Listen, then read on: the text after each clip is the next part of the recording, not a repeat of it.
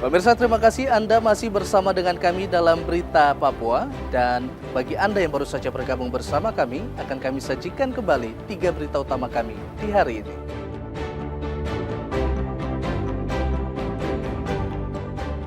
Pesawat Trigana Air pecah ban dan tergelincir saat mendarat di Bandara Oksibil, Kabupaten Pegunungan Bintang.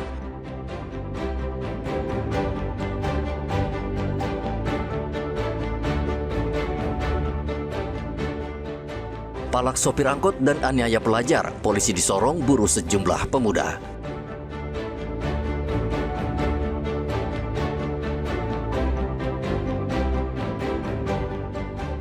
Polisi di Merauke tahan 2 mobil perusahaan yang tidak memiliki surat resmi.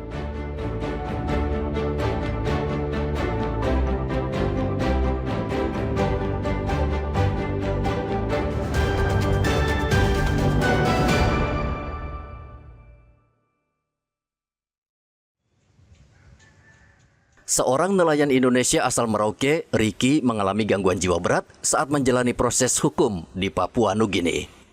Ia diduga mengalami stres berat menghadapi ancaman hukuman serta fasilitas penjara yang tidak memadai di Papua Nugini. Saat ini Kementerian Luar Negeri Indonesia sedang berkomunikasi dengan pemerintah Papua Nugini agar Ricky bisa dipulangkan ke Indonesia untuk mendapatkan perawatan. Pada saat pertama penangkapan, hasil koordinasi kami dengan teman-teman itu dalam kondisi baik-baik saja. Tapi ketika dalam proses menjalani hukuman, teman-teman menyampaikan ke kami bahwa dia juga merasa tertekan dan juga mungkin juga punya tanggungan juga di Merauke, sehingga dengan situasi penjara yang ada di Papua Nugini sana mungkin menjadi suatu pukulan fisik beliau, sehingga saat ini beliau gangguan jiwa. Dia menjalani penjara berapa tahun? Kalau yang 3 kapal pertama itu kan di bulan Oktober 2024 sampai hari ini, kalau nggak salah sekitar ya hampir 1 tahun ya. 1 tahun ya. Terus yang 2 kapal terakhir itu ditangkap di bulan Maret. Maret berarti sudah kurang lebih ya sekitar 6-7 bulan kalau nggak salah ya. Nah, ini yang sementara kami mengawal kasus ini. Ricky merupakan salah satu dari 30 nelayan Indonesia yang dijatuhi hukuman penjara selama 5 tahun dan potong masa tahanannya selama 18 bulan. Ia bersama nelayan lainnya ditangkap karena mencari ikan di wilayah perairan Papua Nugini. Pemerintah Indonesia tengah melobi pemerintah Papua Nugini untuk memperingan hukuman terhadap para nelayan Indonesia. Muhammad Ridwan dan Rian Tonai melaporkan dari Merauke, Papua Selatan.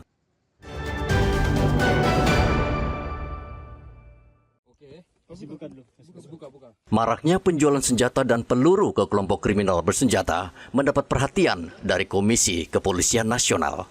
Komisioner Kompolnas Khairul Anam menyoroti kasus jual beli amunisi dan senjata yang marak di Papua. Saat berkunjung ke Polda Papua, Khairul Anam meminta aparat untuk berhenti menjual amunisi dan senjata. Menurutnya, penjualan amunisi dan senjata adalah pengkhianatan karena peluru atau senjata tersebut digunakan oleh kelompok kriminal bersenjata untuk menembak teman sendiri. Tanggung jawab teman-teman jurnalis, akuntabilitas itu. Ya, belajarlah dari masa lalu, dari peristiwa yang sudah ada untuk mencegah peristiwa serupa Anda. Termasuk misalnya dalam konteks kami, ya saya mantan komisioner Komnas HAM, jual beli amunisi. Berhentilah jual beli amunisi. Ya, siapapun pelakunya. Karena ketika Anda menjual beli amunisi, berarti Anda mengancam teman Anda sendiri, mengancam masyarakat dan merugikan kita semua. Berhentilah. Dan kami memang ya meminta tindakan tegas untuk itu. Karena itu merugikan kita semua. Nggak ada yang diuntungkan. Kecuali penjualnya yang memang mengkhianati rasa kemanusiaan dan mengkhianati masyarakat Papua dan mengkhianati institusinya. Kasus jual beli peluru mencuat pada hari Rabu. Polisi menangkap 2 orang yang memasok peluru ke KKB di Kabupaten Puncak Jaya. Polisi masih menyelidiki pemasok peluru untuk kedua warga asli Puncak Jaya itu. Penjualan peluru dan senjata di Papua dilakukan karena hasilnya menggiurkan. 1 peluru dihargai sekitar 200 hingga 300 ribu rupiah per butir. Rian Tonai melaporkan dari Kota Jayapura, Papua.